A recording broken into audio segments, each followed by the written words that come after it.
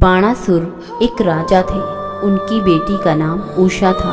एक दिन उषा ने सपने में देखा सुंदर सा राजकुमार। उषा ने सुबह अपनी माँ रानी साहिबा से कहा, मैंने स्वप्न में सुंदर सा राजकुमार देखा है, मैं उसी से शादी करूंगी। माँ ने कहा, ये कैसे हो सकता है, किसी को स्वप्न में देखो और उससे शादी हो जाए। स्वप्न स्वप्न होता है, ऐसा नहीं होता।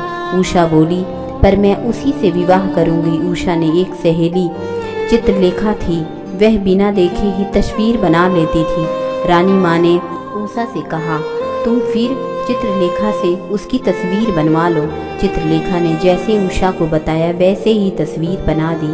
फिर सैनिक को बुलाया गया और कहा, इसका पता लगाओ। सैनिक मंत्रियों के साथ राजकुमार को ढूंढने निकल पड़े। जब वह द्वारकापुर पहुँचे तो देखा द्वारकापुर का वो राजा अनिरुद्ध था। मंत्री ने रानी साहिबा को बताया। रानी बोली, इससे मैं शादी नहीं कर सकती। उषा बोली, जो भी हो मैं उसी से विवाह करूंगी। एक दिन उषा पहले से अकेली निकल पड़ी। वह अनिरुद्ध का अपहरण कर ले आई, अपने महल में ले आई। अनिरुद्ध समझ नहीं पा रहा था ये क्या हो रहा है। उषा ने सब बात बतलाई। फिर दोनों ने मंदिर में जाकर शादी कर ली। एक दिन मंत्री बाणासुर से बोला, आपकी बेटी शादीशुदा है। राजा गुस्से से बोला, मेरी लड़की पे इल्जाम लगा रहे हो।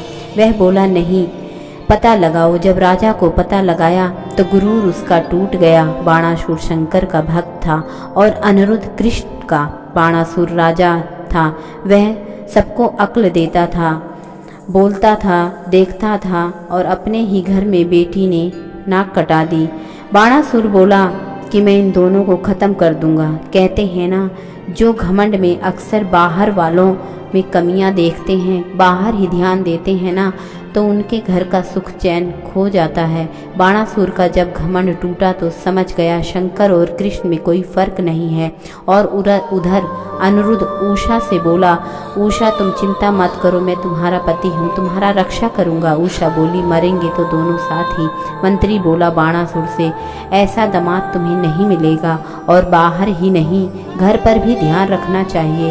एक आँख से घर पर ध्यान रखो और दूसरी आँख से बाहर, तभी सब कुछ अपना बच सकता है।